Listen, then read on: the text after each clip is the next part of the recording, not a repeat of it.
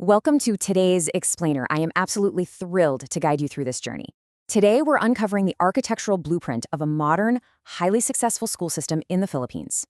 We're going to look really closely at how educational leaders are totally transforming the way schools operate, moving away from that rigid, top-down bureaucracy to something that's deeply dynamic and localized.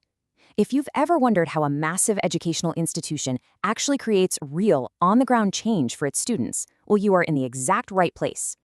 Okay, let's look at our roadmap for today. We'll start by exploring the broad vision for education. Then we'll see how power is being handed directly back to the schools. After that, we're going to unpack the ACCSS framework, explore the 4 pillars of SBM, and finally, look at exactly how we measure a school success. Section 1. The Vision for Education, Building a Better Nation. Every great architectural blueprint has to start with a rock-solid foundation, right? A grand vision of what the final structure is actually meant to achieve. To understand this school system, we have to start right at the top with the Department of Education, or DepEd. Their overarching vision is incredibly powerful. They dream of Filipinos who passionately love their country and whose values and competencies enable them to realize their full potential. It's a deeply learner-centered mandate. It's not just about passing exams. It's about empowering citizens to contribute meaningfully to building the nation. It's a massive, ambitious goal focused on the holistic development of the learner in a totally safe and motivating environment. And that grand vision, it's anchored deeply in 4 core values that serve as the bedrock of the entire Philippine educational system. These are Maka Dios, meaning God-loving, Makatao, meaning people-oriented, Makalikasan, which is environmentally conscious, and Makabansa, meaning patriotic.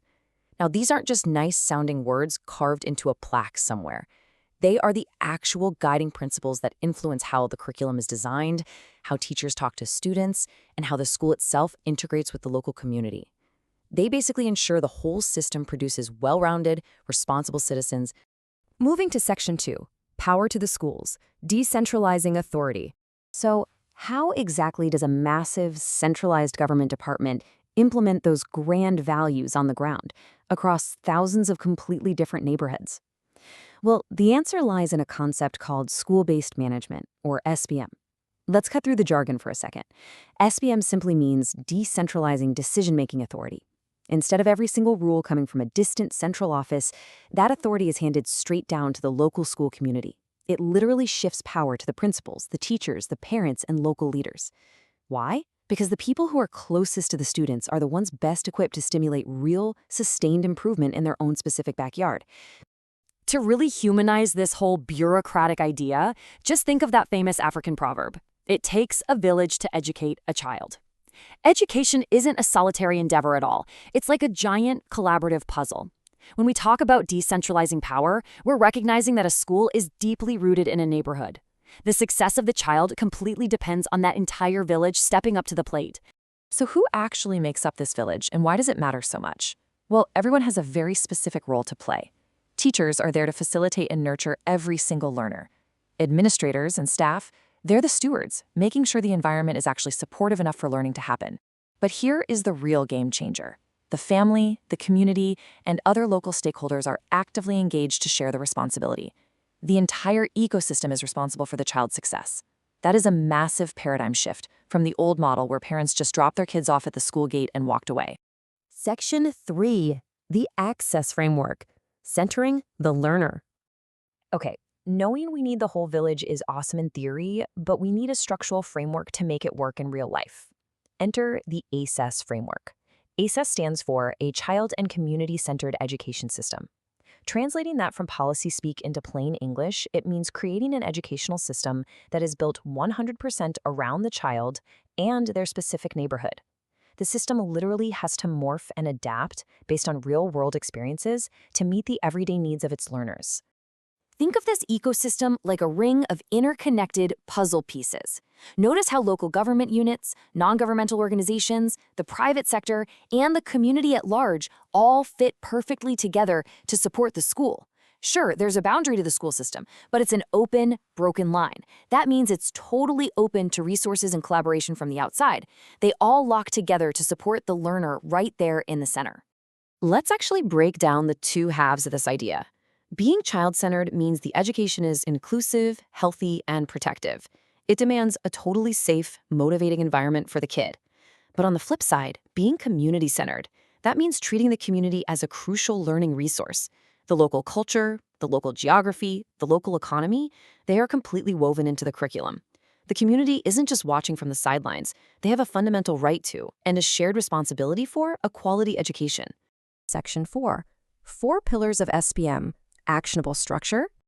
Now, what's really interesting here is how we turn all these grand philosophies into an actionable structure.